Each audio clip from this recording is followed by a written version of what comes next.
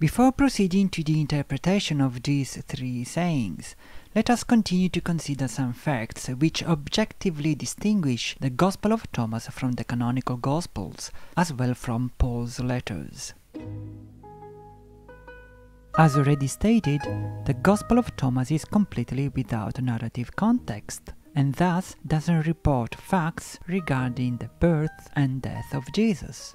Let us already remember that the Gospel of Thomas is not anonymous. There are no supernatural miracles in the Gospel of Thomas, nor are there demons, devils, Satan, or those possessed by devils. There is no hell or even eternal flames.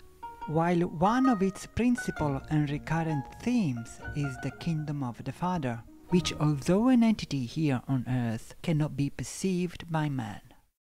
Jesus said, "If those who lead you say to you, 'Look, the kingdom is in the sky,' then the birds of the sky will precede you.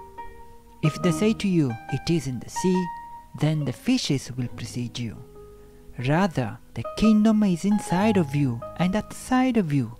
When you come to know yourselves, then you'll be known, and you will realize that you are the children of the living Father.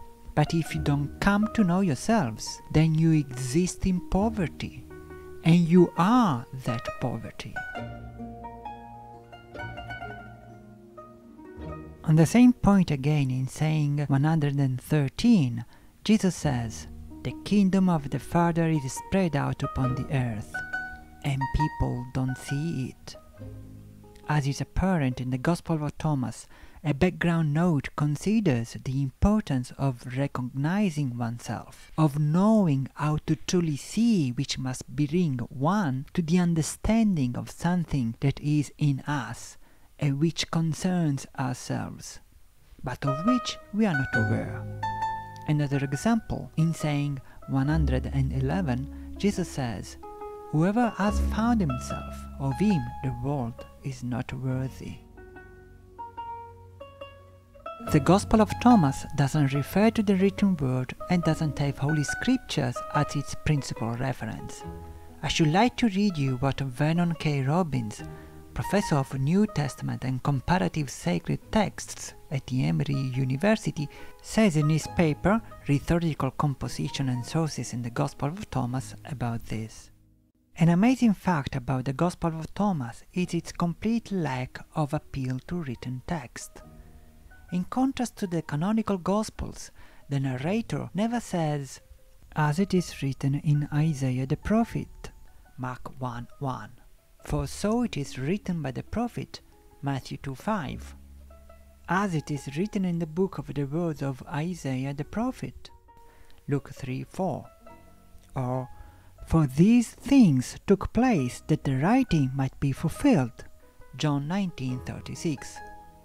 In addition, the narrator of the Gospel of Thomas never attributes to Jesus a statement like, "Have you never read what David did?" Mark 2:25. It is written, "One doesn't live by bread alone," Luke 4:4. "This is he of whom it is written," Matthew 11:10.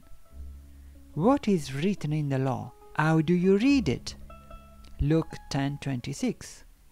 Or, "It is written in the prophets, and they shall all be taught by God," John 6:45.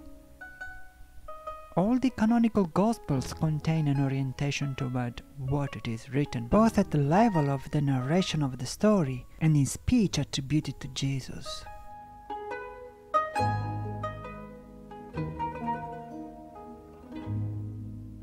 In the four canonical Gospels and in Paul's letters, Jesus is apocalyptic, while in the Gospel of Thomas he definitely is not.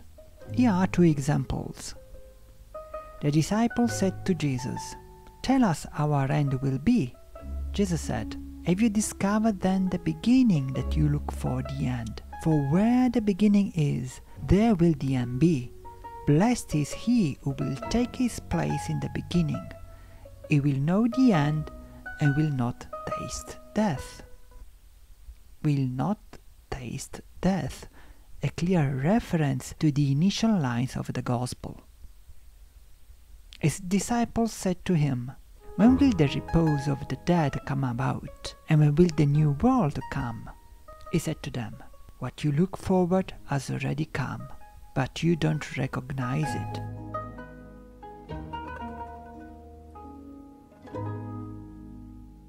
See how the theme of not being able to see returns?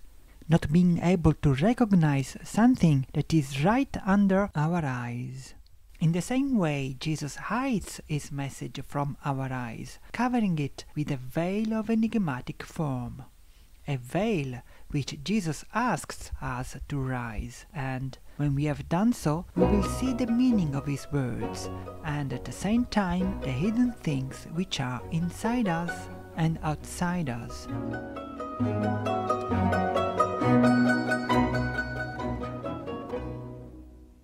And in fact, in Thomas the word is interpreted. In the canonical documents, particularly in the Gospel of John, and still more in Paul's letters, the word is instead obeyed and preserved. After these points which distinguish Thomas from the rest of the canonical scriptures, let us look instead at a feature which this Gospel has in common with the canonical ones, or rather with a part of them.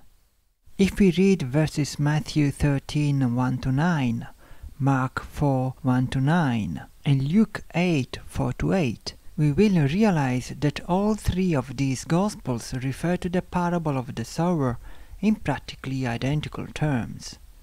Let's read in particular the verses in the Gospel of Mark.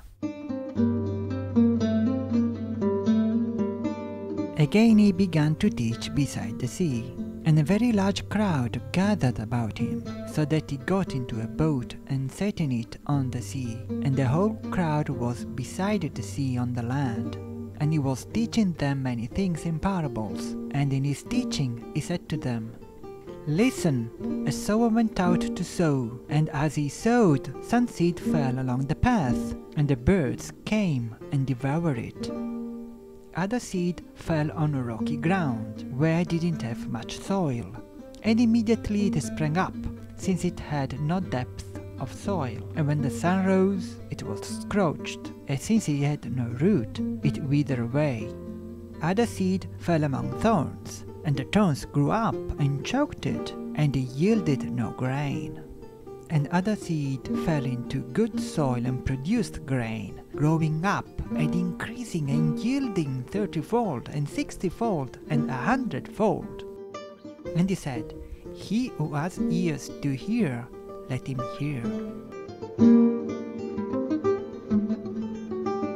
He who has ears to hear, let him hear, is a recurring invitation in the Gospel of Thomas as well, for example in saying 65, and is a call to the reader's ability which he must have in order to interpret, to know how to perceive the true meaning of the words of Jesus. In the Gospel of Thomas it has sense, but in the Synoptic Gospels we will return to this question shortly. The Gospels of Mark, Matthew and Luke have many sections like this one that can be read in parallel, and for this reason alone they are called synoptic, from the Greek synoptikos, which means seen together. How do scholars explain this peculiar property of the Synoptic Gospels? In a very simple way. A source of Jesus' sayings must have existed which the synoptic evangelists would have referred to when writing their own Gospels, adding a narrative framework and other material to them which came from other sources. A very important fact must be noted.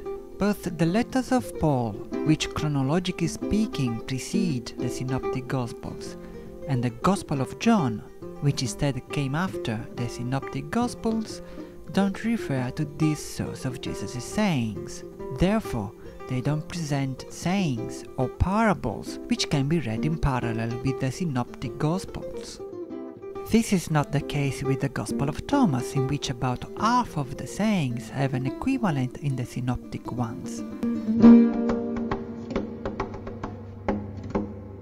For example, returning to the parable of the sower, saying number 9 says, Jesus said, Behold, the sower went out, took a handful of seeds, and scattered them. Some fell on the road.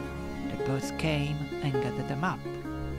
Others fell on the rock, didn't take root in the soil, and didn't produce ears rising to the sky. And others fell on thorns. They choked the seeds, and worms ate them. And others fell on good soil and produced good fruit up to the sky. It bore 60 per measure and 120 per measure. This feature has persuaded various scholars to incorporate the Gospel of Thomas with the synoptic ones, naming it as the fifth Gospel.